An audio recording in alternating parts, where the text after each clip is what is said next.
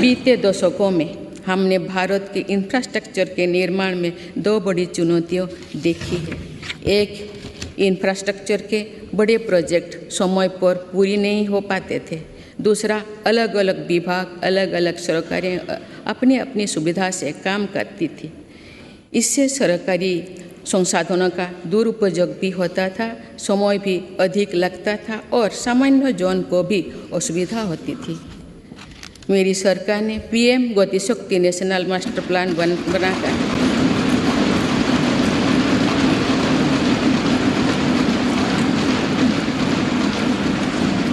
इन चुनौतियों से निपटने के लिए ठोस कदम उठाए हैं। पीएम गति शक्ति नेशनल मास्टर प्लान को लेकर राज्यों और यूनियन टेरिटरीज ने भी उत्साह दिखाए हैं। इससे देश में मल्टी मॉडल कनेक्टिविटी का भी विस्तार होगा। मेरी सरकार भारत को विश्व का सबसे कॉम्पिटिटिव लॉजिस्टिक हब बनाने के लिए प्रयासरत है। इसके लिए पिछले वर्ष देश में नेशनल लॉजिस्टिक पॉलिसी लागू की गई है।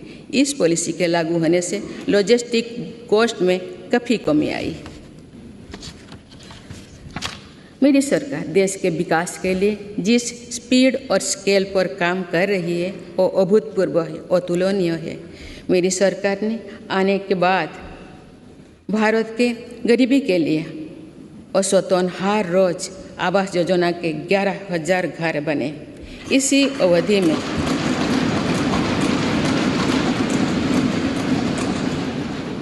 अवधि में भारत में हर रोज औसतन 2.5 लाख लोग ब्रॉडबैंड कनेक्शन से जुड़े।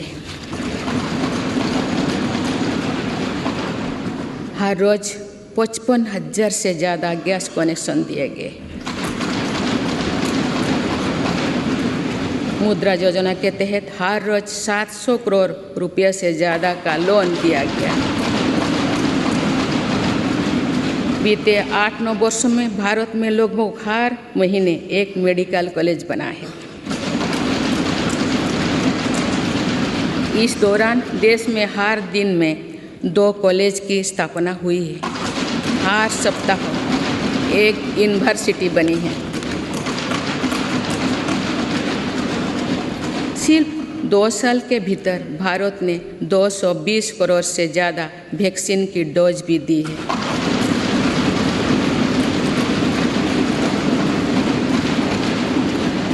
सोशल इंफ्रास्ट्रक्चर की बात करें तो साल 2004 से 2014 के बीच देश में जहां 145 मेडिकल कॉलेज खुले थे, वही मेरी सरकार ने 2014 में 2022 तक 14 से 2022 तक 260 से अधिक मेडिकल कॉलेज खोले।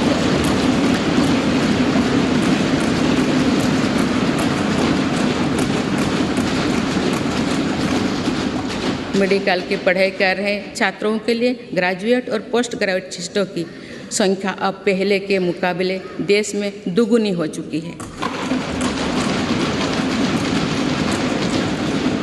2014 से पहले जहां देश में कुल लगभग 725 विश्वविद्यालय थे, वहीं बीते केवल 8 वर्षों में 300 से अधिक नए विश्वविद्यालय बने।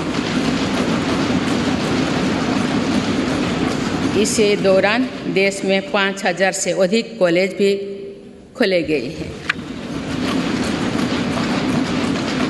इसी प्रकार फिजिकल इंफ्रास्ट्रक्चर में तो देश में कई नए रिकॉर्ड बने हैं। प्रधानमंत्री ग्राम सड़क योजना में 2013-14 तक देश में करीब 3,81,000 किलोमीटर सड़कें बनी थी, जबकि 2021-22 तक ग्रामीण सड़कों का ये नेटवर्क 7 लाख किलोमीटर से भी ज़्यादा हो गया।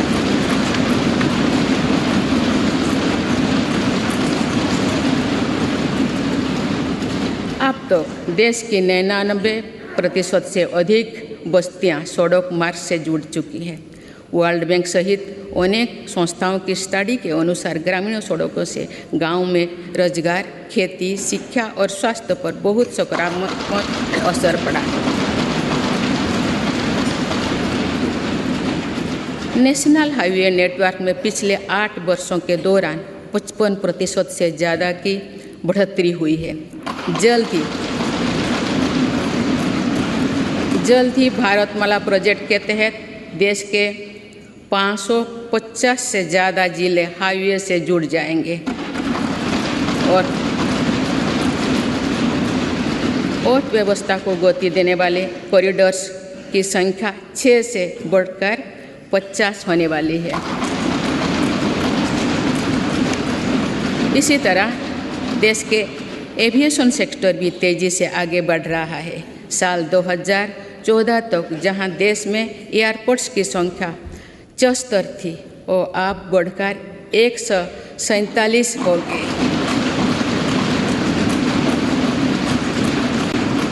आज भारत दुनिया का तीसरा बड़ा एविएशन मार्केट बन चुका है।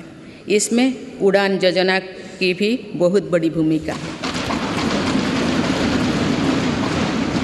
भारतीय रेलवे अपने आधुनिक अवतार में सामने आ रही है और देश के रेलवे मैप में अनेक दुर्गम क्षेत्रों भी जुड़ रहा है। वंदे भारत एक्सप्रेस के रूप में एक आधुनिक और सेमी हाई स्पीड ट्रेन भारतीय रेल का हिस्सा बन चुका है।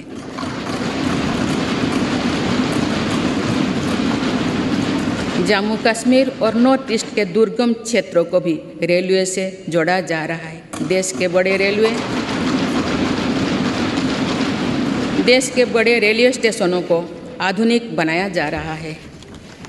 भारतीय रेलवे का दुनिया का सबसे बड़ा बिजली से चलने वाला रेलवे नेटवर्क बनने की दिशा में तेजी से अग्रसर है।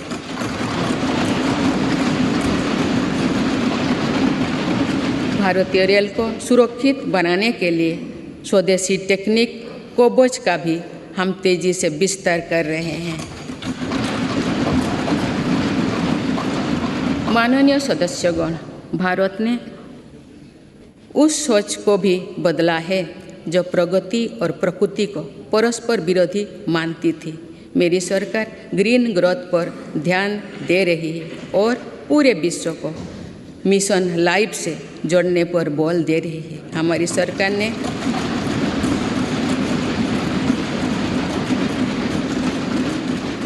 सरकार ने पिछले 8 वर्षों में सोलर एनर्जी क्षमता को करीब 20 गुना बढ़ाया है।